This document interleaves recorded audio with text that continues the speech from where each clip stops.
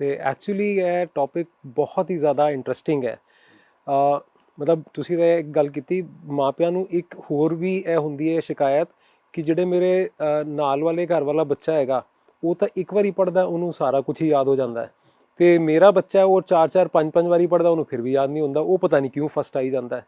ਤੇ ਡਾਕਟਰ ਸਾਹਿਬ ਪਹਿਲੇ ਤਾਂ ਇਹੀ ਜਾਣਨਾ ਚਾਹਾਂਗਾ ਕਿ ਯਾਦ ਰੱਖਣ ਦਾ ਜਿਹੜਾ ਪ੍ਰੋਸੈਸ ਹੁੰਦਾ ਹੈ, ਜੇ ਆਮ ਜ਼ਬਾਨ ਵਿੱਚ ਸਮਝਾਉਣਾ ਹੋਵੇ ਤੇ ਉਹ ਪ੍ਰੋਸੈਸ ਕੀ ਹੈ? ਜਿਸ ਤਰ੍ਹਾਂ ਆਪਾਂ ਬੱਚਿਆਂ ਦੀ ਪੜ੍ਹਾਈ ਦੀ ਗੱਲ ਕਰਦੇ ਸੀਗੇ, ਤੇ ਇਹਦੇ ਵਿੱਚ ਕੀ ਹੈਗਾ ਕਿ ਅਸੀਂ ਕੋਈ ਵੀ ਚੀਜ਼ ਮੰਨ ਲਓ ਪੜ੍ਹਦੇ ਹਾਂ, ਦੇਖਦੇ ਹਾਂ ਜਾਂ ਸੁਣਦੇ ਹਾਂ, ਉਹ ਸਾਰਾ ਜਿੰਨਾ ਵੀ ਇਨਫੋਰਮੇਸ਼ਨ ਹੈ ਉਹ ਸਾਡੇ ਬ੍ਰੇਨ ਦੇ ਵਿੱਚ ਜਾਂਦੀ ਹੈ, ਆਟੋਮੈਟਿਕਲੀ ਉਹ ਬ੍ਰੇਨ ਦੇ ਵਿੱਚ ਚਲੀ ਜਾਂਦੀ ਹੈ। ਤੇ ਇੱਕ ਬ੍ਰੇਨ ਦੇ ਵਿੱਚ ਸਿਸਟਮ ਹੈ ਕਿ ਉਹ ਪਹਿਲਾਂ ਬ੍ਰੇਨ ਦੇ ਵਿੱਚ ਜਾ ਕੇ ਬ੍ਰੇਨ ਉਸ ਨੂੰ ਐਨਾਲਾਈਜ਼ ਕਰਦਾ ਹੈ, ਇੰਟਰਪ੍ਰੇਟ ਕਰਦਾ ਹੈ, ਤੇ ਫਿਰ ਇੱਕ ਜਗ੍ਹਾ ਤੇ ਜਾ ਕੇ ਉਹ ਸਟੋਰੇਜ ਹੋ ਜਾਂਦੀ ਹੈ। ਸਟੋਰੇਜ ਦਾ ਪਰਪਸ ਕੀ ਹੈ ਕਿ ਜੇ ਅਸੀਂ ਕਿਸੇ ਟਾਈਮ ਉਸ ਇਨਫੋਰਮੇਸ਼ਨ ਨੂੰ ਯੂਜ਼ ਕਰਨਾ ਚਾਹੀਏ, ਇਸਤੇਮਾਲ ਕਰਨਾ ਚਾਹੀਏ, ਤਾਂ ਉਹ ਅਸੀਂ ਸਟੋਰੇਜ ਤੋਂ ਕੱਢ ਕੇ ਉਹਨੂੰ ਇਸਤੇਮਾਲ ਕਰ ਸਕਦੇ ਹਾਂ। ਇਹੀ ਯਾਦ ਕਰਨ ਦਾ ਪ੍ਰੋਸੈਸ ਹੈ। ਇਹ ਜਿਹੜਾ ਪ੍ਰੋਸੈਸ ਹੈ ਜਿਹਦੇ ਵਿੱਚ ਇਨਫੋਰਮੇਸ਼ਨ ਬ੍ਰੇਨ ਦੇ ਉਸ ਸੈਂਟਰ ਤੱਕ ਗਈ, ਉੱਥੇ ਜਾ ਕੇ ਸਟੋਰ ਹੋਈ, ਤੇ ਉੱਥੋਂ ਅਸੀਂ ਉਹਨੂੰ ਵਾਪਸ ਕੱਢਿਆ। ਜੇ ਕਿਸੇ ਵੀ ਪੁਆਇੰਟ ਤੇ ਇਹ ਪ੍ਰੋਸੈਸ ਬ੍ਰੇਕ ਹੋ ਗਿਆ ਤੇ ਅਸੀਂ ਉਸ ਚੀਜ਼ ਨੂੰ ਯਾਦ ਦੁਬਾਰਾ ਨਹੀਂ ਕਰ ਪਾਵਾਂਗੇ। ਅੱਛਾ, ਜੇ ਮੈਂ ਐਗਜ਼ਾਮਪਲ ਤੁਹਾਨੂੰ ਦਵਾਂ, ਮੈਂ ਆਪਣੇ ਕੰਪਿਊਟਰ ਤੇ ਕੰਮ ਕਰ ਰਿਹਾ, ਮੈਂ ਬਹੁਤ ਹੀ ਇੱਕ ਮਿਹਨਤ ਕਰਕੇ ਬਹੁਤ ਹੀ ਅੱਛੀ ਚੀਜ਼ ਟਾਈਪ ਕੀਤੀ, ਤੇ ਇਹਨੇ ਮੈਨੂੰ ਕਿਸੇ ਨੇ ਬੁਲਾ ਲਿਆ ਤੇ ਮੈਂ ਉੱਠ ਕੇ ਚਲਾ ਗਿਆ, ਤੇ ਮੈਂ ਉਹਨੂੰ ਕੰਪਿਊਟਰ ਤੇ ਸੇਵ ਨਹੀਂ ਕੀਤਾ, ਜਿਹਨੂੰ ਆਪਾਂ Ctrl+S ਜਾਂ ਸੇਵ ਦਾ ਬਟਨ ਇਸਤੇਮਾਲ ਕਰਕੇ ਆਪਾਂ ਕੰਪਿਊਟਰ ਸੇਵ ਕਰਦੇ ਹਾਂ। ਇਹ ਸੇਵ ਕਰਨ ਦਾ ਪ੍ਰੋਸੈਸ ਕੀ ਹੁੰਦਾ ਹੈ ਕਿ ਜੋ ਕੁਝ ਅਸੀਂ ਟਾਈਪ ਕੀਤਾ ਸੀਗਾ ਉਹ ਕੰਪਿਊਟਰ ਦੀ ਹਾਰਡ ਡਿਸਕ ਵਿੱਚ ਜਾ ਕੇ ਉਹ ਸੇਵ ਹੋ ਗਿਆ। ਤੇ ਜਦੋਂ ਵੀ ਅਸੀਂ ਕੰਪਿਊਟਰ ਨੂੰ ਦੁਬਾਰਾ ਔਨ ਕਰਦੇ ਹਾਂ ਤੇ ਫਿਰ ਕੀ ਹੋਏਗਾ ਕਿ ਅਸੀਂ ਉਹੀ ਫਾਈਲ ਫੋਲਡਰ ਜਿਸ ਨਾਮ ਤੇ ਅਸੀਂ ਸੇਵ, ਇਹ ਦੋ ਚੀਜ਼ਾਂ ਇੰਪੋਰਟੈਂਟ ਹੋ ਗਿਆ ਕਿ ਜਦੋਂ ਵੀ ਅਸੀਂ ਕੰਪਿਊਟਰ ਦੇ ਵਿੱਚ ਸੇਵ ਕਰਦੇ ਹਾਂ ਤੇ ਉਹ ਸਾਨੂੰ ਪੁੱਛਦਾ ਹੈ ਵੀ ਕਿਸ ਨਾਮ ਤੋਂ ਸੇਵ ਕਰਨਾ, ਸੇਵ ਐਜ਼। ਅਸੀਂ ਉਹ ਨਾਮ ਪਾ ਕੇ ਉਹਨੂੰ ਸੇਵ ਕਰ ਲੈਂਦੇ ਹਾਂ। ਇਹ ਮੈਂ ਇਸ ਕਰਕੇ ਦੁਬਾਰਾ ਦੱਸ ਰਿਹਾ ਬਿਕੋਜ਼ ਇਹ ਆਪਣੀ ਅਗਲੀ ਡਿਸਕਸ਼ਨ 'ਚ ਕੰਮ ਆਏਗਾ ਕਿ ਸੇਵ ਕਰਨਾ ਇੱਕ ਚੀਜ਼ ਹੈ ਤੇ ਸੇਵ ਐਜ਼ ਕਰਨਾ ਇੱਕ ਸੈਪਰੇਟ ਚੀਜ਼ ਹੈ। ਜਦੋਂ ਅਸੀਂ ਕੰਪਿਊਟਰ 'ਚ ਸੇਵ ਕਰ ਦਿੰਦੇ ਹਾਂ ਤੇ ਅਸੀਂ ਕੰਪਿਊਟਰ ਸ਼ਟ ਡਾਊਨ ਕਰ ਦਿੰਦੇ ਹਾਂ, ਤੇ ਦੁਬਾਰਾ ਜਦੋਂ ਵੀ ਸਾਨੂੰ ਉਸ ਡਾਕੂਮੈਂਟ ਦੀ ਲੋੜ ਹੈ ਅਸੀਂ ਓਪਨ ਕਰਕੇ ਕੰਟਰੋਲ ਫਾਈਂਡ ਕਰਕੇ ਉਸ ਡਾਕੂਮੈਂਟ ਦਾ ਨਾਮ ਲਿਖਦੇ ਹਾਂ, ਤੇ ਉਹ ਸਾਰਾ ਦਾ ਸਾਰਾ ਡਾਕੂਮੈਂਟ ਸੇਮ ਦਾ ਸੇਮ ਸਾਡੇ ਸਾਹਮਣੇ ਆ ਜਾਂਦਾ ਹੈ। ਬੱਚਿਆਂ ਦੇ ਬਾਰੇ ਕਹਿੰਦੇ ਉਹਦਾ ਦਿਮਾਗ ਬਿਲਕੁਲ ਕੰਪਿਊਟਰ ਦੀ ਤਰ੍ਹਾਂ ਹੈ। ਕੰਪਿਊਟਰ ਦੀ ਤਰ੍ਹਾਂ ਦਿਮਾਗ ਦਾ ਮਤਲਬ ਹੋਇਆ ਕਿ ਜੋ ਅੰਦਰ ਗਿਆ ਉਹ ਪੂਰਾ ਦਾ ਪੂਰਾ ਵਾਪਸ ਆ ਗਿਆ। ਬੱਚੇ ਨੂੰ ਪੜ੍ਹ ਕੇ ਸਭ ਚੀਜ਼ ਯਾਦ ਰਹਿ ਗਈ, ਮਤਲਬ ਜੋ ਪੜ੍ਹਿਆ ਉਹ 'ਚ ਮੈਜੋਰਿਟੀ ਚੀਜ਼ ਯਾਦ ਰਹਿ ਗਈ।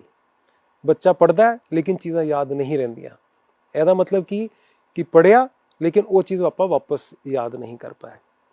ਤੇ ਜਿਹੜਾ ਅੱਜ ਸਾਡਾ ਟੌਪਿਕ ਹੈ ਉਹਦੇ ਵਿੱਚ ਅਸੀਂ ਇਹੀ ਚੀਜ਼ ਨੂੰ ਡਿਸਕਸ ਕਰਨਾ ਹੈ ਕਿ ਜਦੋਂ ਕੋਈ ਬੱਚਾ ਪੜ੍ਹਦਾ ਹੈ ਤੇ ਉਹ Ctrl+S ਕਿਸ ਤਰ੍ਹਾਂ ਕਰੀਏ ਕਿ ਉਹ ਸਾਰੀ ਇਨਫੋਰਮੇਸ਼ਨ ਬ੍ਰੇਨ ਦੇ ਹਾਰਡ ਡਿਸਕ ਵਿੱਚ ਜਾ ਕੇ ਸਟੋਰ ਹੋ ਜਾਏ, ਤੇ ਜਦੋਂ ਬੱਚੇ ਨੂੰ ਲੋੜ ਪਏ ਤੇ ਉਹ ਉੱਥੋਂ ਇਨਫੋਰਮੇਸ਼ਨ ਕੱਢ ਕੇ ਉਹਦਾ ਇਸਤੇਮਾਲ ਕਰ ਸਕੇ। ਕਿਸੇ ਨੇ ਕੋਈ ਗੱਲ ਕਹੀ ਕਿ ਇਹ ਭੁੱਲੀ ਨਾ, ਤੇ ਉਹ ਗੰਢ ਮਾਰ ਲੈਂਦੇ ਸੀ ਆਪਣੇ ਕੋਲ ਕੱਪੜਾ ਹੋਵੇ ਕਿ ਹਾਂ ਵੀ ਇਹ ਗੰਢ ਵੱਜੀ ਤਾਂ ਮੈਨੂੰ ਯਾਦ ਰਹੇਗਾ ਕਿ ਮੈਂ ਭੁੱਲਾਂਗਾ ਨਹੀਂ। ਪਰ ਇੱਥੇ ਜਿਵੇਂ ਅਸੀਂ ਬੱਚਿਆਂ ਦਾ ਜ਼ਿਕਰ ਕਰ ਰਹੇ ਹਾਂ, ਤੇ ਬੱਚੇ ਅਮੂਮਨ ਪੜ੍ਹਨ ਕਿਵੇਂ ਕਿ ਉਹਨਾਂ ਨੂੰ ਯਾਦ ਰਹੇ? ਨਿਖਿਲ ਜੀ, ਇਹਦੇ ਵਿੱਚ ਨਾ 2-3 ਸਟੈਪਸ ਦੇ ਵਿੱਚ ਆਪਾਂ ਡਿਸਕਸ ਕਰਾਂਗੇ। ਜਿਸ ਤਰ੍ਹਾਂ ਮੈਂ ਪਹਿਲੇ ਸੈਕਸ਼ਨ 'ਚ ਵੀ ਕਿਹਾ ਸੀਗਾ ਕਿ ਸਭ ਤੋਂ ਇੰਪੋਰਟੈਂਟ ਚੀਜ਼ ਹੈ ਅਟੈਂਸ਼ਨ। ਅਟੈਂਸ਼ਨ ਦਾ ਮਤਲਬ ਕਿ ਜੋ ਚੀਜ਼ ਅਸੀਂ ਪੜ੍ਹ ਰਹੇ ਹਾਂ ਉਹ ਅਸੀਂ ਐਕਚੁਅਲੀ ਪੜ੍ਹੀਏ ਤੇ ਉਹਦੀ ਜੋ ਇਨਫੋਰਮੇਸ਼ਨ ਹੈ ਉਹ ਸਾਡੇ ਦਿਮਾਗ ਦੇ ਵਿੱਚ ਹੈ। ਦੂਸਰਾ ਸਟੈਪ ਹੋਏਗਾ ਕਿ ਜਿਹੜੀ ਚੀਜ਼ ਉਹ ਸਾਡੇ ਦਿਮਾਗ ਦੇ ਵਿੱਚ ਗਈ ਹੈ ਉਹ ਅਸੀਂ ਦਿਮਾਗ ਦੇ ਵਿੱਚ ਉਹਨੂੰ ਯਾਦ ਕਰਕੇ ਰੱਖ ਪਾਈਏ। ਅਟੈਂਸ਼ਨ ਨੂੰ ਇਨਕਰੀਜ਼ ਕਰਨ ਦੇ ਲਈ, ਮਤਲਬ ਕਈ ਬੱਚੇ ਹੁੰਦੇ ਨੇ ਉਹਨਾਂ ਦਾ ਨਾ ਦਿਮਾਗ ਹਰ ਤਰਫ ਇੰਨਾ ਜ਼ਿਆਦਾ ਮਤਲਬ ਚੱਲਦਾ ਰਹਿੰਦਾ ਹੈ ਕਿ ਉਹ ਜਦੋਂ ਪੜ੍ਹਨ ਵੀ ਬੈਠਦੇ ਹੈਗੇ ਉਹਨਾਂ ਦਿਮਾਗ 'ਤੇ ਬਹੁਤ ਸਾਰੀ ਚੀਜ਼ਾਂ ਚੱਲਦੀਆਂ ਰਹਿੰਦੀਆਂ ਨੇ। ਪਹਿਲਾ ਸਟੈਪ ਇਹ ਕਰਨਾ ਹੈ ਕਿ ਜਦੋਂ ਵੀ ਪੜ੍ਹਾਈ ਸ਼ੁਰੂ ਕਰਨੀ ਹੈ ਉਸ ਤੋਂ 2-4-5 ਮਿੰਟ ਪਹਿਲਾਂ ਆਪਾਂ ਬੱਚੇ ਨੂੰ ਕੋਈ ਵੀ ਇਸ ਤਰ੍ਹਾਂ ਦੀ ਚੀਜ਼ ਦੇ ਸਕਦੇ ਹਾਂ ਜਿਹਦੇ ਉੱਪਰ ਉਹ ਫੋਕਸ ਕਰ ਲੇ, ਚਾਹੇ ਉਹ ਗੇਮ ਹੀ ਕਿਉਂ ਨਾ ਹੋਏ, ਚਾਹੇ ਉਹ ਮੈਡੀਟੇਸ਼ਨ ਹੋਏ, ਖਾਲੀ ਬੈਠਣਾ ਹੋਏ, ਅੱਖ ਬੰਦ ਕਰਕੇ ਬੈਠਣਾ ਹੈ। ਉਹ ਤੋਂ 2-3 ਮਿੰਟ ਜੇ ਬੱਚਾ ਇਸ ਤਰ੍ਹਾਂ ਕਰ ਲਏਗਾ ਤੇ ਜਿਹੜੇ ਵੀ ਉਹਦਾ ਦਿਮਾਗ ਇੱਧਰ ਉੱਧਰ ਭਟਕ ਰਿਹਾ ਸੀਗਾ ਉੱਥੋਂ ਥੋੜ੍ਹਾ ਜਿਹਾ ਵਾਪਸ ਆਪਣੀ ਪੜ੍ਹਾਈ ਦੀ ਤਰਫ ਆ ਜਾਏਗਾ। ਇਹ ਬਿਲਕੁਲ ਸਿੰਪਲ ਸਟੈਪ ਹੈ। ਅਦਰਵਾਈਜ਼ ਜੇ ਅਸੀਂ ਅਟੈਂਸ਼ਨ ਨੂੰ ਇਨਕਰੀਜ਼ ਕਰਨ ਦਾ ਸੋਚੀਏ ਤੇ ਉਹਦੇ ਲਈ ਬਹੁਤ ਸਾਰੀ ਗੇਮਸ ਵੀ ਅੱਜ ਕੱਲ੍ਹ ਆਉਂਦੀਆਂ ਨੇ, ਮਤਲਬ ਵੀਡੀਓ ਗੇਮਸ ਵੀ ਹੈਗੀਆਂ ਜਿਨ੍ਹਾਂ ਦੇ ਵਿੱਚ ਤੁਸੀਂ ਇਤਨਾ ਫੋਕਸ ਕਰਦੇ ਹੋ ਗੇਮ ਦੇ ਵਿੱਚ ਕਿ ਉਹ ਤੁਹਾਡੀ ਅਟੈਂਸ਼ਨ ਦੇ ਜੋ ਸਪੈਨ ਹੈ ਉਹਨੂੰ ਬੈਟਰ ਕਰਦਾ ਹੈ। ਸੁਡੋਕੋ ਦੀ ਗੇਮਸ ਹੈਗੀਆਂ, ਤੇ ਇਸ ਤਰ੍ਹਾਂ ਦੇ ਜਿਹੜੇ ਪ੍ਰੋਸੈਸਿਸ ਦੇ ਇਸਤੇਮਾਲ ਬੱਚਿਆਂ ਨੂੰ ਮਤਲਬ ਫ੍ਰੀ ਟਾਈਮ ਦੇ ਵਿੱਚ ਉਹਨਾਂ ਨੂੰ ਉਹ ਖੇਲਣ ਲਈ ਦਿੱਤੀਆਂ ਜਾਣ ਤੇ ਜੋ ਅਟੈਂਸ਼ਨ ਦਾ ਫੋਕਸ ਹੈ ਉਹ ਬੱਚਿਆਂ ਦਾ ਬੈਟਰ ਹੋ ਜਾਂਦਾ, ਈਵਨ ਚੈਸ ਵੀ ਇਹਦੇ ਚ ਈਵਨ ਚੈਸ ਵੀ ਆ ਜਾਂਦੀ ਹੈ। ਸੋ ਇਹ ਪਹਿਲਾ ਸਟੈਪ ਹੋਇਆ ਕਿ ਜੋ ਇਨਫੋਰਮੇਸ਼ਨ ਹੈ ਉਹ ਉਹਨਾਂ ਦੇ ਦਿਮਾਗ ਦੇ ਵਿੱਚ ਜਾਣੀ ਸ਼ੁਰੂ ਹੋ ਜਾਏ। ਸੈਕਿੰਡ ਹੈ ਕਿ ਆਪਾਂ ਬਿਲਕੁਲ ਪੜ੍ਹਾਈ ਦੇ ਹਿਸਾਬ ਨਾਲ ਗੱਲ ਕਰਾਂਗੇ। ਸੈਕਿੰਡ ਹੈ ਕਿ ਜੋ ਉਹਨਾਂ ਦੇ ਅੰਦਰ ਇਨਫੋਰਮੇਸ਼ਨ ਗਈ ਉਹ ਉਹਨਾਂ ਨੂੰ ਯਾਦ ਰਹਿਣੀ ਚਾਹੀਦੀ ਹੈ ਕਿ ਆਪਾਂ 2 ਘੰਟੇ ਬਾਅਦ ਉਹਨਾਂ ਨੂੰ ਪੁੱਛੇ ਤਾਂ ਕੋਈ ਚੀਜ਼ ਸੁਣਾ ਸਕਣ ਸਾਨੂੰ। ਉਹਦੇ ਲਈ ਸਭ ਤੋਂ ਪਹਿਲਾ ਸਟਰਕਚਰ ਹੈ, ਪਹਿਲੀ ਜਿਹੜੀ ਚੀਜ਼ ਹੈ ਕਿ ਜੋ ਚੀਜ਼ ਆਪਾਂ ਪੜ੍ਹ ਕੇ ਯਾਦ ਕਰਨੀ ਹੈ ਉਹਦਾ ਇੱਕ ਆਰਗੇਨਾਈਜ਼ਡ ਤਰੀਕਾ ਹੋਣਾ ਚਾਹੀਦਾ। ਕਈ ਵਾਰੀ ਕੀ ਹੁੰਦਾ ਹੈ ਕਿ ਜੋ ਸਾਡੀ ਬੁੱਕਸ ਹੈਗੀਆਂ ਉਹ ਬੁੱਕਸ ਇਸ ਹਿਸਾਬ ਨਾਲ ਲਿਖੀਆਂ ਹੁੰਦੀਆਂ ਕਿ ਉਹ ਚੈਪਟਰ ਇੱਕ ਤੋਂ ਬਾਅਦ ਇੱਕ ਚੈਪਟਰ ਹੋਈ ਜਾਂਦੇ ਨੇ। ਜਿਹੜੇ ਟੀਚਰਸ ਹੈਗੇ ਜਾਂ ਪੇਰੈਂਟਸ ਹੈਗੇ, ਜੇ ਉਹ ਥੋੜੀ ਜਿਹੀ ਐਫਰਟ ਇਸ ਤਰ੍ਹਾਂ ਕਰ ਲੈਣ ਕਿ ਉਹਨਾਂ ਚੈਪਟਰਸ ਦੇ ਵਿੱਚ ਜਿਹੜੇ ਰੈਲੇਵੈਂਟ ਸੈਕਸ਼ਨਸ ਹੈਗੇ ਉਹ ਕੰਸਾਈਜ਼ ਕਰਕੇ ਇੱਕੋ ਜਗ੍ਹਾ ਤੇ ਕਰਤਾ। ਸੋ ਬੱਚਿਆਂ ਦੇ ਲਈ ਆਪਾਂ ਦੇਖੀਏ ਤੇ ਬਹੁਤ ਸਾਰੀ ਟਾਈਮ ਨਾਲ ਜਿਵੇਂ ਜਿਓਗ੍ਰਾਫੀ ਦੀ, ਹਿਸਟਰੀ ਦੀ ਬਹੁਤ ਸਾਰੀ ਚੀਜ਼ਾਂ ਹੁੰਦੀਆਂ, ਜੇ ਆਪਾਂ ਉਹਨੂੰ ਲਿੰਕ ਕਰਕੇ ਆਰਗੇਨਾਈਜ਼ ਕਰ ਦਈਏ ਤੇ ਉਹ ਇੱਕ ਬੈਟਰ ਤਰੀਕਾ ਹੁੰਦਾ ਜਿਹਦੇ ਨਾਲ ਪੜ੍ਹਿਆ ਹੈ ਉਹਨੂੰ ਆਪਣੇ ਮਾਪਿਆਂ ਦੇ ਨਾਲ ਡਿਸਕਸ ਕਰ ਲਿਆ ਜਾਂ ਬੋਲ ਕੇ ਪੜ੍ਹ ਲਿਆ ਤੇ ਉਹਦੇ ਨਾਲ ਵੀ ਉਹ ਜਿਹੜੀ ਰਿਟੈਂਸ਼ਨ ਹੈ ਉਹ ਬੈਟਰ ਹੋ ਜਾਏਗੀ। ਮਤਲਬ ਸਾਇੰਟੀਫਿਕਲੀ ਪ੍ਰੂਵਨ ਹੈ ਕਿ ਤੁਸੀਂ ਮਨ ਦੇ ਵਿੱਚ ਪੜ੍ਹ ਕੇ ਯਾਦ ਕਰੋ ਜਾਂ ਬੋਲ ਕੇ ਪੜ੍ਹ ਕੇ ਯਾਦ ਕਰੋ ਜਾਂ ਉੱਚੀ ਬੋਲ ਕੇ ਪੜ੍ਹ ਕੇ ਯਾਦ ਕਰੋ, ਜਿਹੜੀ ਮੈਕਸਿਮਮ ਰਿਟੈਂਸ਼ਨ ਹੈ ਉਹ ਉੱਚੀ ਬੋਲ ਕੇ ਪੜ੍ਹਨ ਦੇ ਨਾਲ ਹੈ। ਕਹਿੰਦੇ ਨਾ ਬੋਲ ਕੇ ਪੜੋ, ਛੱਤ ਤੇ ਜਾ ਕੇ ਬੋਲ ਕੇ ਪੜੋ। ਸੋ ਜੇ ਬੋਲ ਕੇ ਪੜੋਗੇ ਤੇ ਉਹ ਯਾਦਾਸ਼ਤ ਤੁਹਾਡੀ ਬੈਟਰ ਹੋ ਜਾਏਗੀ। ਤੀਸਰਾ ਜਿਹੜਾ ਪੁਆਇੰਟ ਇੰਪੋਰਟੈਂਟ ਹੈ ਉਹ ਹੈਗਾ ਕਿ ਬਹੁਤ ਵਾਰੀ ਚੀਜ਼ਾਂ ਹੁੰਦੀਆਂ ਨੇ ਜਿਨ੍ਹਾਂ ਨੂੰ ਯਾਦ ਕਰਨਾ ਔਖਾ ਹੁੰਦਾ। ਜੇ ਅਸੀਂ ਉਸ ਚੀਜ਼ ਨੂੰ ਇੱਕ ਕਿਸੇ ਫੋਟੋ ਜਾਂ ਵੀਡੀਓ ਦੇ ਨਾਲ ਲਿੰਕ ਕਰ ਦਈਏ ਤੇ ਉਹ ਚੀਜ਼ ਬੈਟਰ ਹੈ। ਮੰਨ ਲਓ ਇੱਕ ਕੁਐਸਚਨ ਹੈ ਕਿ ਜਿਹੜੇ 7 ਵੰਡਰਸ ਹੈਗੇ ਉਹਨੂੰ ਤੁਸੀਂ ਨਾਮ ਯਾਦ ਕਰ ਲਓ, ਤੁਸੀਂ ਨਾਮ ਯਾਦ ਕਰ ਲਏ, ਲੇਕਿਨ ਜੇ ਆਈਫਿਲ ਟਾਵਰ ਫॉर ਐਗਜ਼ਾਮਪਲ ਹੈਗਾ ਤੇ ਉਹਦੀ ਫੋਟੋ ਵੀ ਨਾਲ ਆ ਗਈ, ਤਾਜ ਮਹਿਲ ਫੋਟੋ ਵੀ ਨਾਲ ਆ ਗਈ ਤੇ ਚਾਂਸਸ ਹੈਗੇ ਕਿ ਤੁਹਾਨੂੰ ਉਹ ਚੀਜ਼ਾਂ ਯਾਦ ਰਹਿਣਗੀਆਂ। ਮੈਂ ਸਭ ਸਾਇੰਟੀਫਿਕ ਗੱਲ ਕਰ ਰਿਹਾ। ਸੋ ਜਦੋਂ ਵੀ ਯਾਦ ਕਰਨਾ ਹੈ ਪਹਿਲਾਂ ਇੱਕ ਆਰਗੇਨਾਈਜ਼ ਤਰੀਕੇ ਦੇ ਨਾਲ ਯਾਦ ਕਰਨਾ ਹੈ। ਦੂਸਰਾ, ਜਦੋਂ ਯਾਦ ਕਰਨ ਲੱਗੋ ਤੇ ਡਿਸਕਸ ਕਰਕੇ ਬੋਲ ਕੇ ਉੱਚੀ ਆਵਾਜ਼ 'ਚ ਬੋਲ ਕੇ ਕੰਮ ਕਰ ਲਓ ਤੇ ਜੇ ਡਿਸਕਸ ਕਰ ਲਓਗੇ ਤਾਂ ਹੋਰ ਬੈਟਰ ਹੋ ਜਾਏਗਾ। ਚੌਥਾ ਪੁਆਇੰਟ ਹੋ ਗਿਆ ਕਿ ਉਹਦੇ ਨਾਲ ਕੋਈ ਵੀ ਇਮੇਜ ਨੂੰ ਲਿੰਕ ਕਰ ਲਓ ਤੇ ਉਹ ਬੈਟਰ ਯਾਦ ਹੋ ਜਾਏਗਾ। ਮੈਂ ਕੁਝ ਦਿਨ ਪਹਿਲਾਂ ਨਾ ਇੱਕ ਪ੍ਰੋਗਰਾਮ ਦੇਖ ਰਿਹਾ ਸੀਗਾ, ਉਹਨਾਂ ਨੇ ਕਿਹਾ ਕਿ ਨਾ ਇਹ 12 ਪੁਆਇੰਟ ਹੈਗੇ ਤੁਹਾਡੇ ਸਾਹਮਣੇ ਆਣਗੇ ਤੇ ਇਹ 12 ਚੀਜ਼ਾਂ ਨੂੰ ਤੁਸੀਂ ਯਾਦ ਕਰਕੇ ਮੈਨੂੰ ਦੱਸਣਾ ਵੀ ਕਿੰਨੀ ਤੁਹਾਡੀ ਮੈਮਰੀ ਹੈ। ਤੇ ਅਸੀਂ 3 ਬੰਦੇ ਬੈਠੇ ਸੀ, ਕਿਸੇ ਨੇ ਕੁਛ ਕਿਸੇ ਨੇ ਕੋਈ 8 ਤੇ ਕਿਸੇ ਨੂੰ 6 ਤੇ ਕਿਸੇ ਨੇ 5 ਯਾਦ ਆਏ। ਅੱਛਾ, ਹੁਣ ਮੈਂ ਸਿਰਫ ਇੱਕ ਟ੍ਰਿਕ ਛੋਟੀ ਜਿਹੀ ਇਸਤੇਮਾਲ ਕੀਤੀ ਕਿ ਜਦੋਂ ਉਹਨਾਂ ਨੇ ਕਹਿ ਦਿੱਤਾ ਸੀ ਵੀ ਇਹ ਚੀਜ਼ਾਂ ਹੈਗੀਆਂ, ਮੈਂ 3-4 ਚੀਜ਼ਾਂ ਦੇਖਿਆ, ਮੈਂ ਇਮੀਡੀਏਟਲੀ ਮੈਨੂੰ ਰਿਅਲਾਈਜ਼ ਹੋ ਗਿਆ ਕਿ ਇਹ ਬੰਦੇ ਦੇ ਇਸਤੇਮਾਲ ਕਰਨ ਵਾਲੀ ਚੀਜ਼ਾਂ ਹੈਗੀਆਂ। ਤੇ ਜਿਸ ਤਰ੍ਹਾਂ ਘੜੀ ਆਈ ਨਾ, ਮੈਂ ਉਹਨੂੰ ਰੇਟ ਕੀਤਾ ਹੱਥ ਤੇ ਬੰਨ੍ਹਣੀ ਆ ਘੜੀ। ਰਿੰਗ ਆਈ, ਮੈਂ ਕਿਹਾ ਅੰਗੂਠੀ। ਬੈਗ ਸੀਗਾ, ਮੈਂ ਹੱਥ 'ਚ ਪਕੜ ਲਿਆ ਤੇ ਇੱਕ ਸ਼ੋਲਡਰ ਬੈਗ ਸੀਗਾ, ਉਹ ਸ਼ੋਲਡਰ ਆ ਗਿਆ। ਹੈਟ ਸੀਗੀ, ਉਹ ਸਿਰ ਚਲੀ ਗਈ। ਗੋਗਲ ਸੀਗੇ, ਅੱਖਾਂ ਚਲੇ ਗਏ। ਬੈਲਟ ਸੀਗੀ, ਉਹ ਇੱਥੇ ਆ ਗਈ। ਸ਼ੂਜ਼ ਸੀਗੇ, ਸੌਕਸ ਸੀਗੇ। ਇਸ ਤਰ੍ਹਾਂ 12 ਚੀਜ਼ਾਂ ਸੀਗੀਆਂ। ਉਹਨਾਂ ਨੇ ਕੋਈ ਸੀਕੁਐਂਸ ਤਾਂ ਕਹੀ ਨਹੀਂ ਸੀਗੀ। ਮੈਂ ਉਹ 12 ਚੀਜ਼ਾਂ ਦੇਖਿਆ, ਜਦੋਂ ਮੈਂ ਹਰ ਚੀਜ਼ ਨਾਲ ਲਿੰਕ ਕਰਤੀ ਤੇ ਜਦੋਂ ਯਾਦ ਕਰਨਾ ਸੀਗਾ ਮੈਂ ਸਿਰ ਤੋਂ ਸ਼ੁਰੂ ਹੋ ਗਿਆ ਤੇ ਮੈਂ 12 ਦੀ 12 ਗਿਣਾਤੀਆਂ। ਕੀਤਾ ਤਾਂ ਮੈਂ ਕੁਝ ਵੀ ਨਹੀਂ, ਦਿਮਾਗ ਤੇ ਮੇਰਾ ਵੀ ਉਹੀ ਸੀਗਾ। ਜੇ ਮੈਂ ਇਸ ਨੂੰ ਇੱਕ ਪ੍ਰੋਪਰ ਸਿਸਟਮੈਟਿਕ ਤਰੀਕੇ ਨਾਲ ਪਲੇਸ ਨਾ ਕਰਦਾ ਤਾਂ ਮੈਂ ਜਿਸ ਤਰ੍ਹਾਂ ਬਾਕੀਆਂ ਨੇ 8, 9, 10 ਕੀਤੇ, ਮੈਂ ਵੀ ਸ਼ਾਇਦ 19 ਜਾਂ ਉਸ ਤੋਂ ਵੀ ਘੱਟ ਕਰ ਪਾਉਂਦਾ। ਜਿਹੜਾ ਨੈਕਸਟ ਤੇ ਇੰਪੋਰਟੈਂਟ ਇੱਕ ਪੁਆਇੰਟ ਹੈ ਉਹ ਨਾ ਇੱਕ ਟੈਕਨੀਕਲ ਟਰਮ ਹੈ ਨਿਮੋਨਿਕਸ। ਨਿਮੋਨਿਕਸ ਕੀ ਹੁੰਦਾ ਹੈ ਕਿ ਤੁਸੀਂ ਕੋਈ ਵੀ ਯਾਦ ਕਰਨ ਦੀ ਚੀਜ਼ ਨੂੰ ਕਿਸੇ ਚੀਜ਼ ਦੇ ਨਾਲ ਲਿੰਕ ਕਰੋ। ਮੈਂ ਐਗਜ਼ਾਮਪਲ ਦੇ ਰਿਹਾ, ਮਤਲਬ ਛੋਟੇ ਹੁੰਦੇ ਤਾਂ ਜਦੋਂ ਸਕੂਲ ਪੜ੍ਹਦੇ ਸੀ, ਕਾਲਜ ਪੜ੍ਹਦੇ ਸੀਗੇ, ਉਸ ਟਾਈਮ ਤੱਕ ਤਾਂ ਲੋੜ ਕਦੇ ਪਈ ਨਹੀਂ ਤੇ ਪਤਾ ਵੀ ਨਹੀਂ ਸੀਗਾ ਵੀ ਇਹ ਟ੍ਰਿਕ ਹੁੰਦੀ ਕੀ ਹੈ। ਜਦੋਂ ਮੈਡੀਕਲ ਕਾਲਜ ਗਏ ਤਾਂ ਉੱਥੇ ਤਾਂ ਮਤਲਬ ਸਭ ਕੁਝ ਹੀ ਫਸਟ ਟਾਈਮ ਹੀ ਸੁਣਿਆ ਤੇ ਫਸਟ ਟਾਈਮ ਹੀ ਯਾਦ ਕਰਨਾ ਸੀਗਾ। ਤੇ ਸਾਡੀ ਜਿਹੜੀ ਰਿਸਟ ਹੈ ਨਾ, ਇੱਥੇ 10 ਹੱਡੀਆਂ ਹੈ, ਛੋਟੀ 10 ਹੱਡੀਆਂ ਹੈਗੀਆਂ ਤੇ ਹਰ ਇੱਕ ਦੇ ਨਾਮ ਹੈਗੇ, ਉਹ ਗ੍ਰੀਕ ਨੇਮਸ ਹੈਗੇ। ਅੱਛਾ, ਜਦੋਂ ਸਾਡੇ ਕੋਲ ਸਵਾਲ ਪੁੱਛਿਆ ਜਾਂਦਾ ਹੈ ਐਗਜ਼ਾਮ ਦੇ ਵਿੱਚ ਤੇ ਇਹ ਪੁੱਛਿਆ ਜਾਂਦਾ ਹੈ ਕਿ 2 ਰੋਜ਼ ਹੈਗੀਆਂ ਕਿ ਹਰ ਰੋ ਦੇ ਵਿੱਚ ਜਿਹੜੀ ਹੱਡੀਆਂ ਹੈਗੀਆਂ ਉਹਨਾਂ ਦਾ ਨਾਮ ਦੱਸਣਾ ਤੇ ਉਹ ਸੀਕੁਐਂਸ ਦੇ ਵਿੱਚ ਦੱਸਣਾ। ਤੇ ਉਹ ਪਹਿਲਾਂ ਤੋਂ ਨਾਮ ਹੀ ਗ੍ਰੀਕ ਸੀਗੇ, ਉਹਨੂੰ ਯਾਦ ਕਰੋ। ਫਿਰ ਕਿਹੜਾ ਪਹਿਲੀ ਰੋ ਦੇ ਵਿੱਚ ਹੈ, ਫਿਰ ਕਿਹੜਾ ਦੂਸਰੀ ਰੋ ਦੇ ਵਿੱਚ ਹੈ, ਉਹ ਯਾਦ ਕਰੋ। ਫਿਰ ਉਹਨਾਂ ਦੀ ਸੀਕੁਐਂਸ ਯਾਦ ਕਰੋ। ਮਤਲਬ ਬਹੁਤ ਹੀ ਔਖਾ ਕੰਮ ਸੀਗਾ। ਤੇ ਜਦੋਂ ਗਏ ਤੇ ਸੀਨੀਅਰਸ ਨੇ ਪਹਿਲਾਂ ਹੀ ਕੰਮ ਕਿਹਾ, ਕਹਿੰਦਾ ਇਹ ਪਹਿਲਾ ਕੁਐਸਚਨ ਆਏਗਾ ਤੇ 10 ਨਾਮ ਵੀ ਦੱਸਣੇ ਹੋਣਗੇ ਤੇ ਨਾਮ ਯਾਦ ਵੀ ਨਹੀਂ ਹੋਣਗੇ, ਮੈਂ ਤੈਨੂੰ ਤਰੀਕਾ ਦੱਸਦਾ। ਉਹਨੇ ਸਾਨੂੰ ਇੱਕ ਲਾਈਨ ਯਾਦ ਕਰਾਈ ਪਹਿਲੇ ਸਾਲ MBBS, ਸਨੇਹ ਲਤਾ ਟਿੰਡੇ ਪਕਾ ਤੇਰੇ ਟਿੰਡੇ ਕੱਚੇ ਹੈ। ਅੱਛਾ, ਠੀਕ ਹੈ। ਹੁਣ ਕੀ ਸੀਗਾ ਕਿ ਜਿਹੜੇ ਇਹ ਲਾਈਨ ਆਪਾਂ ਯੂਜ਼ ਕੀਤੀ, ਹਰ ਵਰਡ ਦਾ ਜਿਹੜਾ ਪਹਿਲਾ ਅੱਖਰ ਸੀਗਾ ਨਾ ਉਹ ਇੱਕ ਬੋਨ ਦਾ ਨਾਮ ਸੀਗਾ। ਸੋ ਉਹਦੇ ਨਾਲ ਕੀ ਹੋ ਗਿਆ ਕਿ ਜਦੋਂ ਤੁਸੀਂ ਯਾਦ ਕਰਨਾ ਹੈ ਤੇ ਇਸ ਦੇ ਨਾਲ ਤੁਹਾਨੂੰ ਪਤਾ ਕਿਹੜੀ ਬੋਨ ਹੈ, ਸੀਕੁਐਂਸ ਵੀ ਯਾਦ ਹੋ ਗਈ, ਤੇ ਪਹਿਲੀ ਰੋ ਕਿਹੜੀ ਸੀਗੀ ਉਹ ਵੀ ਯਾਦ ਹੋ ਗਿਆ, ਦੂਸਰੀ ਰੋ ਕਿਹੜੀ ਸੀਗੀ ਉਹ ਵੀ ਯਾਦ ਹੋ ਗਿਆ, ਸਾਰਾ ਕੁਝ ਹੋ ਗਿਆ। ਇਸੇ ਤਰ੍ਹਾਂ ਮੰਨ ਲਓ ਜਿਹੜੇ ਬੱਚੇ UPSC ਜਾਂ ਬਾਕੀ ਉਹਨਾਂ ਨੇ ਜਨਰਲ ਨੌਲੇਜ ਸਾਰੀ ਤਿਆਰੀਆਂ ਤੁਰੀਆਂ ਕਰਨੀ ਹੁੰਦੀਆਂ, ਉਹਨਾਂ ਨੂੰ ਕੁਐਸਚਨ ਆਉਂਦੇ ਕਿ ਸਾਨੂੰ ਦੱਸੋ ਕਿ ਵੀ ਇੰਡੀਆ ਦੇ ਪ੍ਰਾਈਮ ਮਿਨਿਸਟਰ ਕਿਹੜੇ ਸੀਗੇ। ਉਹ ਤੁਸੀਂ ਯਾਦ ਕਰਨਾ, ਤੁਸੀਂ ਯਾਦ ਹੀ ਨਹੀਂ ਕਰ ਸਕਦੇ। ਜੇ ਯਾਦ ਨਹੀਂ ਕਰ ਸਕਦੇ ਤਾਂ ਕਰੋਗੇ ਕਿਸ ਤਰ੍ਹਾਂ? ਤਾਂ ਫਿਰ ਉਹਦਾ ਵੀ ਤੁਸੀਂ ਨਿਮੋਨਿਕ ਬਣਾ ਸਕਦੇ ਹੋ।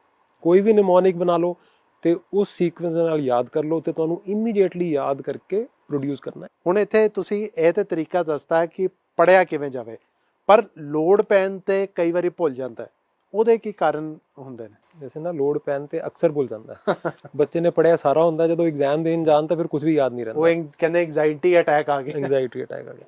ਸੋ ਜਿਸ ਤਰ੍ਹਾਂ ਮੈਂ ਪਹਿਲਾਂ ਤੁਹਾਨੂੰ ਛੋਟੀ ਛੋਟੀ ਟ੍ਰਿਕਸ ਦੱਸੀਆਂ ਨਾ, ਇਹਦੀ ਵੀ ਜੇ ਛੋਟੀ ਛੋਟੀ ਟ੍ਰਿਕਸ ਬੱਚੇ ਇਸਤੇਮਾਲ ਕਰ ਲੈਣ ਤੇ ਐਗਜ਼ਾਮ ਦੇ ਵਿੱਚ ਉਹ ਸਾਰਾ ਕੁਝ ਹੀ ਉਹ ਪੜ੍ਹ ਕੇ ਜਿਹੜਾ ਪੜ੍ਹਿਆ ਸੀਗਾ ਉਹ ਯਾਦ ਕਰਕੇ ਦੱਸ ਸਕਦੇ ਨੇ। ਸਭ ਤੋਂ ਪਹਿਲੀ ਚੀਜ਼ ਹੈ ਕਿ ਜਿਸ ਤਰ੍ਹਾਂ ਮੈਂ ਪਹਿਲਾਂ ਦੱਸ ਰਿਹਾ ਸੀਗਾ ਨਾ ਕਿ ਕਿਸੇ ਵੀ ਚੀਜ਼ ਨੂੰ ਯਾਦ ਕਰਨਾ ਉਹਦੇ ਨਾਲ ਐਗਜ਼ਾਮਪਲ ਲਿੰਕ ਕਰ ਦਿਓ। ਤੁਸੀਂ ਮੈਨੂੰ ਪੁੱਛਿਆ ਮੈਮਰੀ ਕੀ ਹੈ, ਮੈਂ ਕਿਹਾ ਜੀ ਮੈਮਰੀ ਕੰਪਿਊਟਰ ਦੀ ਤਰ੍ਹਾਂ Ctrl+S ਨਹੀਂ ਕਰੋਗੇ ਤਾਂ ਮੈਮਰੀ ਨਹੀਂ ਹੋਏਗਾ। ਸੋ ਅੱਜ ਤੋਂ 20 ਸਾਲ ਬਾਅਦ ਵੀ ਜੇ ਮੈਂ ਤੁਹਾਨੂੰ ਪੁੱਛੂੰਗਾ ਨਾ ਕਿ ਮੈਮਰੀ, ਤੁਹਾਨੂੰ ਇਹ ਐਗਜ਼ਾਮਪਲ ਯਾਦ ਆ ਜਾਏਗਾ। ਜਦੋਂ ਐਗਜ਼ਾਮਪਲ ਯਾਦ ਆਏਗਾ ਤਾਂ ਸਾਰਾ ਪ੍ਰੋਸੈਸ ਯਾਦ ਆ ਜਾਏਗਾ। ਸੋ ਜਿੰਨੀ ਵੀ ਆਪਾਂ ਪਹਿਲਾਂ ਪੁਆਇੰਟਸ ਕੀਤੇ ਸੀਗੇ, ਜੇ ਉਹ ਪੁਆਇੰਟਸ ਆਪਾਂ ਇਸਤੇਮਾਲ ਕਰਾਂਗੇ ਤੇ ਰੀਪਰੋਡਕਸ਼ਨ ਕਿਸੇ ਵੀ ਟਾਈਮ ਤੇ ਉਸ ਯਾਦਦਾਸ਼ਤ ਦੀ ਉਹ ਬੈਟਰ ਡੈਫੀਨਿਟਲੀ ਹੋਏਗੀ।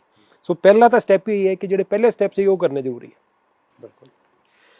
ਦੂਸਰਾ ਸਭ ਤੋਂ ਇੰਪੋਰਟੈਂਟ ਚੀਜ਼ ਹੈ ਉਹ ਹੈਗੀ ਕਿ ਜਦੋਂ ਬੱਚਾ ਪੜ੍ਹਦਾ ਹੈ ਨਾ, ਉਸ ਟਾਈਮ ਪੜ੍ਹਦੇ ਹੋਏ, ਅੱਜ ਟੈਕਨੋਲੋਜੀ ਛੋਟੇ ਛੋਟੇ ਬੱਚੇ ਦੇ ਹੱਥ ਵਿੱਚ ਹੈਗੀ, ਉਹਦੇ ਵਿੱਚ ਬੱਚੇ ਨੂੰ ਕੀ ਕਰਨਾ ਚਾਹੀਦਾ ਹੈ ਕਿ ਇੱਕ ਟੌਪਿਕ ਖਤਮ ਕਰਨ ਤੋਂ ਬਾਅਦ ਜਦੋਂ ਟੌਪਿਕ ਪੜ੍ਹ ਰਿਹਾ ਉਹ ਪੈਨਸਿਲ ਦੇ ਨਾਲ ਚੀਜ਼ਾਂ ਨੂੰ ਅੰਡਰਲਾਈਨ ਕਰ ਸਕਦਾ। ਜਦੋਂ ਟੌਪਿਕ ਖਤਮ ਹੋ ਜਾਏ ਤੇ ਉਹ ਸਿਰਫ ਅੰਡਰਲਾਈਨ ਕੀਤੀ ਹੋਈ ਚੀਜ਼ਾਂ ਦਾ ਇੱਕ ਵੌਇਸ ਨੋਟ ਬਣਾ ਲਿਆ। ਜਦੋਂ ਮੈਂ ਪੜ੍ਹਦਾ ਸੀਗਾ ਮੈਂ ਕੀ ਕੀਤਾ ਸੀਗਾ ਕਿ ਜਿਹੜੇ ਨੋਟ ਸੀਗੇ ਨਾ, ਉਸ ਟਾਈਮ ਤਾਂ ਵਾਕਮੈਨ ਸੀਗਾ ਜੋ ਸਭ ਤੋਂ ਲੇਟੈਸਟ ਐਡਵਾਂਸ ਟੈਕਨੋਲੋਜੀ ਸੀਗੀ, ਉਹ ਸਾਰੇ ਨੋਟਸ ਦੀ ਮੈਂ ਆਡੀਓ ਕੈਸਟ ਬਣਾਈ ਸੀਗੀ। ਜਦੋਂ ਵੀ ਟਰੈਵਲ ਕਰਨਾ ਮੈਂ ਵਾਕਮੈਨ ਦੇ ਨਾਲ ਉਹ ਸੁਣਦਾ ਜਾਂਦਾ ਸੀ, ਉਹ ਮੇਰੀ ਰਿਵੀਜ਼ਨ ਹੁੰਦੀ ਸੀ। ਸੈਕਿੰਡ ਹੋ ਗਿਆ ਕਿ ਪਹਿਲਾ ਹੋ ਗਿਆ ਉਹ ਸਾਰਾ ਕੁਝ ਕਰਨਾ ਹੈ, ਸੈਕਿੰਡ ਹੋ ਗਿਆ ਕਿ ਪੜ੍ਹਨ ਦੇ ਟਾਈਮ ਤੇ ਛੋਟੇ ਛੋਟੇ ਆਪਣੇ ਵੌਇਸ ਨੋਟਸ ਬਣਾ ਲਓ ਤਾਂ ਕਿ ਉਹ ਟਾਈਮ ਪੈਨ ਤੇ ਤੁਸੀਂ ਰਿਵਾਈਜ਼ ਕਰ ਸਕੋ। ਤੀਸਰਾ ਤਰੀਕਾ ਹੈਗਾ ਕਿ ਜਿਹੜੀ ਵੀ ਚੀਜ਼ ਤੁਸੀਂ ਪੜ੍ਹੀ ਹੈ, ਜਦੋਂ ਤੱਕ ਉਸ ਨੂੰ ਰਿਵਾਈਜ਼ ਨਹੀਂ ਕਰੋਗੇ, ਯਾਨੀ ਕਿ ਰੈਪੀਟੀਸ਼ਨ, ਉਹਨੂੰ ਰਿਵਾਈਜ਼ ਨਹੀਂ ਕਰੋਗੇ, ਉਹ ਤੁਹਾਡੇ ਦਿਮਾਗ ਦੇ ਵਿੱਚ ਪਰਮਾਨੈਂਟ ਸਟੋਰ ਨਹੀਂ ਹੋਏਗੀ। ਤੇ ਇਹਦੇ ਵਿੱਚ ਇੱਕ ਹੋਰ ਚੀਜ਼ ਹੈ ਕਿ ਜਿਹੜਾ ਰਿਵੀਜ਼ਨ ਹੋਣਾ ਚਾਹੀਏ ਉਹਦੇ ਵਿੱਚ ਸਪੇਸ ਹੋਣਾ ਚਾਹੀਦਾ। ਸੋ ਯਾਨੀ ਕਿ ਅੱਜ ਸਵੇਰੇ ਪੜ੍ਹਿਆ ਤੇ ਸ਼ਾਮ ਨੂੰ ਰਿਵਾਈਜ਼ ਕੀਤਾ, ਅੱਜ ਸਵੇਰੇ ਪੜ੍ਹਿਆ ਤੇ ਹਫਤੇ ਬਾਅਦ ਰਿਵਾਈਜ਼ ਕੀਤਾ, ਉਹਨਾਂ ਦੋਨਾਂ ਦੇ ਜੋ ਐਂਡ ਯਾਦ ਰਹਿਣ ਵਾਲੀ ਚੀਜ਼ ਹੈਗੀ, ਉਹ 'ਚ ਫਰਕ ਹੈ। ਉਹ ਕੀ ਫਰਕ ਹੈ? ਮੈਂ ਦੱਸਿਆ, ਮਤਲਬ ਜੋ ਰਿਜ਼ਲਟ ਹੈ ਉਹਦੇ ਵਿੱਚ ਬੈਟਰ ਆਉਣਗੇ। ਸੋ ਪਹਿਲਾ ਹੋ ਗਿਆ ਕਿ ਤੁਸੀਂ ਉਹ ਸਟਰਕਚਰਡ ਤਰੀਕੇ ਨਾਲ ਪੜ੍ਹਨਾ ਹੈ। ਸੈਕੰਡ ਇਜ਼ ਕਿ ਤੁਸੀਂ ਆਪਣੇ ਆਡੀਓ ਨੋਟਸ ਬਣਾਉਣੇ ਹੈ। ਜਿਹੜੀ ਥਰਡ ਚੀਜ਼ ਹੈ ਉਹ ਹੈਗਾ ਕਿ ਇੱਕ ਸਪੇਸ ਪਾ ਕੇ ਤੁਸੀਂ ਉਸ ਚੀਜ਼ ਨੂੰ ਰਿਵਾਈਜ਼ ਕਰਨਾ। ਉਹਦਾ ਤਰੀਕਾ ਸਿੰਪਲ ਕੀ ਹੈ ਕਿ ਜਿਹੜੇ ਵੀ ਨੋਟਸ ਤੁਸੀਂ ਅੱਜ ਬਣਾਏ ਸੀਗੇ, ਉਹ ਸਾਰੇ ਦੇ ਸਾਰੇ ਨੋਟਸ ਤੁਸੀਂ ਇੱਕ ਸੰਡੇ ਦਾ ਹਾਫ ਡੇ ਰੱਖੋ। ਉਹ ਸੰਡੇ ਹਾਫ ਡੇ ਦੇ ਵਿੱਚ ਤੁਸੀਂ ਉਹ ਸਾਰੇ ਨੋਟਸ ਜੋ ਹਫਤੇ ਦੇ ਬਣਾਏ ਸੀਗੇ ਉਹ ਸਾਰੇ ਸੁਣ ਲੈਣੇ। ਸੋ ਅਗਲੇ ਹਫਤੇ ਵਾਲੇ ਅਗਲੇ ਸੰਡੇ ਨੂੰ ਸੁਣ ਲੈਣੇ, ਅਗਲੇ ਹਫਤੇ ਅਗਲੇ ਸੰਡੇ ਨੂੰ ਸੁਣ ਲੈਣੇ। ਤੇ ਜਿਹੜਾ ਅਖੀਰਲਾ ਸੰਡੇ ਹੈ ਉਹਦੇ ਵਿੱਚ ਅਸੀਂ ਪੂਰੇ ਮਹੀਨੇ ਦੇ ਨੋਟ ਸੁਣਦੇ ਹਾਂ। ਅੱਛਾ। ਸੋ ਤੁਹਾਡਾ 2 ਰਿਵੀਜ਼ਨਸ ਹੋ ਗਏ, ਉਹਦੇ ਵਿੱਚ ਤੁਹਾਡਾ ਐਫਰਟ ਵੀ ਨਹੀਂ ਲੱਗਿਆ। ਤੁਸੀਂ ਟਰੈਵਲ ਕਰ ਰਹੇ ਹੋ ਉਸ ਟਾਈਮ ਵੀ ਕਰ ਸਕਦੇ ਹੋ, ਕਿਸੇ ਵੀ ਖਾਲੀ ਟਾਈਮ ਕੁਝ ਵੀ ਕਰ ਸਕਦੇ ਹੋ। ਪੇਰੈਂਟਸ ਜਿਹੜੇ ਹੈਗੇ ਉਹ ਬੱਚਿਆਂ ਨੂੰ ਇਨਸੈਂਟਿਵ ਦੇ ਸਕਦੇ ਆ ਕਿ ਮੈਂ ਤੈਨੂੰ ਟੀਵੀ ਇੰਨੇ ਦੇਰ ਦੇਖਣ ਦਊਂਗੀ ਜੋ ਆਪਣੇ ਨੋਟਸ ਤੋਂ ਸੁਣੇਗਾ ਤਾਂ। ਸੋ ਆਪਾਂ ਉਸ ਨੂੰ ਰਿਵਾਈਜ਼ ਵੀ ਕਰ ਲਿਆ ਤੇ ਸਪੇਸ ਦੇ ਕੇ ਰਿਵਾਈਜ਼ ਕਰ ਲਿਆ। ਸੋ ਇੱਕ ਟੌਪਿਕ ਜਿਹੜਾ ਹੈ ਉਹ ਫਰਸਟ ਪੜ੍ਹ ਲਿਆ, ਹਫਤੇ ਬਾਅਦ ਉਹਦਾ ਫਰਸਟ ਰਿਵੀਜ਼ਨ ਹੋ ਗਿਆ ਤੇ ਮੰਥ ਬਾਅਦ ਉਹਦਾ। ਉਸ ਤੋਂ ਬਾਅਦ ਜੇ ਤੁਸੀਂ ਐਗਜ਼ਾਮ ਦੇ ਦਿਨਾਂ ਤੋਂ ਪਹਿਲਾਂ ਜਦੋਂ ਵੀ ਯਾਦ ਕਰਨਾ ਚਾਹੋਗੇ ਨਾ, ਤੁਹਾਨੂੰ ਉਹ ਚੀਜ਼ ਆਟੋਮੈਟਿਕਲੀ ਯਾਦ ਹੀ ਮਿਲ। ਤੇ ਇੱਕ ਚੀਜ਼ ਜਿਹੜੀ ਬਹੁਤ ਇੰਪੋਰਟੈਂਟ ਇਹਦੇ ਵਿੱਚ ਹੈਗਾ ਨਾ ਕਿ ਇਹਦੇ ਵਿੱਚ ਜੋ ਚੀਜ਼ ਤੁਸੀਂ ਯਾਦ ਕਰ ਰਹੇ ਹੋ ਇਹ ਉਹੀ ਚੀਜ਼ ਹੈ ਜਿਹੜੀ ਚੀਜ਼ ਦੇ ਤੁਸੀਂ ਨੋਟਸ ਬਣਾਏ ਸੀ। ਅੱਜ ਕੱਲ੍ਹ ਨਾ ਬੱਚਿਆਂ ਦੇ ਕੁਆਟਰਲੀ ਟੈਸਟ ਜਾਂ ਮਤਲਬ 6 ਮਹੀਨੇ ਬਾਅਦ ਐਗਜ਼ਾਮ ਇਹ ਸਾਰੇ ਹੁੰਦੇ ਨੇ। ਉਹਨਾਂ ਦਾ ਇੱਕ ਬੇਸਿਕ ਪਰਪਸ ਕੀ ਹੈ ਕਿ ਜੋ ਪੜ੍ਹਿਆ ਸੀਗਾ ਉਹ ਇੱਕ ਵਾਰੀ ਤੁਸੀਂ ਐਟਲੀਸਟ ਉਹਨੂੰ ਰਿਵਾਈਜ਼ ਕਰ ਲਓ। ਜਦੋਂ ਐਗਜ਼ਾਮ ਤੋਂ ਪਹਿਲਾਂ ਰਿਵਾਈਜ਼ ਕਰਨਾ ਹੈ ਨਾ, ਉਸ ਟਾਈਮ ਜਿਹੜਾ ਨੋਟ ਪੜ੍ਹਿਆ ਸੀਗਾ ਉਹ ਤੁਹਾਨੂੰ ਡੈਫੀਨਿਟਲੀ ਯਾਦ ਹੋਏਗਾ ਹੀ ਹੋਏਗਾ। ਉਸ ਟਾਈਮ ਤੇ ਇੱਕ ਵਾਰੀ ਕਿਤਾਬ ਦਾ ਉਹ ਪੈਰਾਗ੍ਰਾਫ ਪੜ੍ਹਨਾ ਜ਼ਰੂਰ ਹੈ, ਤੇ ਜੋ ਚੀਜ਼ਾਂ ਉਹਨਾਂ ਨੇ ਮਿਸ ਕੀਤੀਆਂ ਹੋਣਗੀਆਂ ਉਸ ਚੀਜ਼ ਨੂੰ ਉਹਨਾਂ ਨੂੰ ਵਾਪਸ ਐਡ ਕਰ ਲੈਣਗੇ। ਸੋ ਇਹ ਜਿਹੜੀ ਛੋਟੇ ਛੋਟੇ ਟ੍ਰਿਕਸ ਹੈਗੇ ਨਾ, ਇਹਨਾਂ ਨੂੰ ਜੇ ਬੱਚੇ ਆਪਣੇ ਪੜ੍ਹਨ ਦੇ ਤਰੀਕੇ ਦੇ ਵਿੱਚ ਇਸਤੇਮਾਲ ਕਰਨਾ ਸ਼ੁਰੂ ਕਰਨਗੇ, ਮਤਲਬ ਇਹ ਤਾਂ ਪੇਰੈਂਟਸ ਨੂੰ ਵਿਦਿਨ 1 ਡੇ ਉਹਨਾਂ ਨੂੰ ਰਿਜ਼ਲਟਸ ਮਿਲਣੇ ਸ਼ੁਰੂ ਹੋ ਜਾਣਗੇ। ਤੇ ਇਹੀ ਜਿਹੜੀ ਚੀਜ਼ ਹੈ ਉਹ ਅਲਟੀਮੇਟਲੀ, ਕਿਉਂਕਿ ਜਦੋਂ ਤੱਕ ਬੱਚਾ 12ਵੀਂ ਪੜ੍ਹ ਰਿਹਾ ਹੁੰਦਾ ਨਾ, ਤੇ ਉਸ ਟਾਈਮ ਜੋ ਤੁਹਾਡੀ ਯਾਦਾਸ਼ਤ ਹੈ, ਜੋ ਤੁਹਾਡੀ ਇੰਟੈਲੀਜੈਂਸ ਹੈ, ਉਹ ਪ੍ਰੋਪੋਰਸ਼ਨਲ ਹੁੰਦੀ ਹੈ ਕਿ ਤੁਹਾਡੇ ਨੰਬਰ ਕਿੰਨੇ ਆ ਰਹੇ। ਉਹ ਤੁਹਾਡੇ ਨੰਬਰ ਜਿਹੜੇ ਹੈਗੇ ਨਾ ਉਹਦੇ ਵਿੱਚ ਡੈਫੀਨਿਟਲੀ ਫਰਕ ਪੈ ਜਾਏਗਾ। ਜਦੋਂ ਨੋਟਸ ਬਣਾ ਰਹੇ ਹੋ ਉਹਦੇ ਨਾਲ ਤੁਸੀਂ ਨਾ ਸ਼ਾਰਟ ਡਾਟਸ ਬਣਾ ਕੇ, ਬੁਲੇਟਸ ਬਣਾ ਕੇ ਨੋਟਸ ਬਣਾ ਲਓ, ਤਾਂ ਕਿ ਜਦੋਂ ਲਿਖਣਾ ਹੋਏ ਤੇ ਉਹੀ ਨੋਟਸ ਤੁਸੀਂ ਜਦੋਂ ਲਿਖੋਗੇ ਉਹਨੂੰ ਇਲੈਬੋਰੇਟ ਉਸ ਜਗ੍ਹਾ ਤੇ ਤੁਸੀਂ ਕਰ ਸਕਦੇ ਹੋ। ਡਾਕਟਰ ਸਾਹਿਬ ਬਹੁਤ ਬਹੁਤ ਧੰਨਵਾਦ ਤੁਹਾਡਾ। ਮੈਨੂੰ ਲੱਗਦਾ ਬਹੁਤ ਸਾਰੇ ਪੇਰੈਂਟਸ ਨੂੰ, ਬਹੁਤ ਸਾਰੇ ਬੱਚਿਆਂ ਨੂੰ ਅੱਜ ਦੇ ਟੌਪਿਕ ਦੇ ਨਾਲ ਬੜੀ ਵਧੀਆ ਤਰੀਕੇ ਨਾਲ ਕਲੈਰਿਟੀ ਆਈ ਹੋਏਗੀ। ਬਹੁਤ ਬਹੁਤ ਸ਼ੁਕਰੀਆ।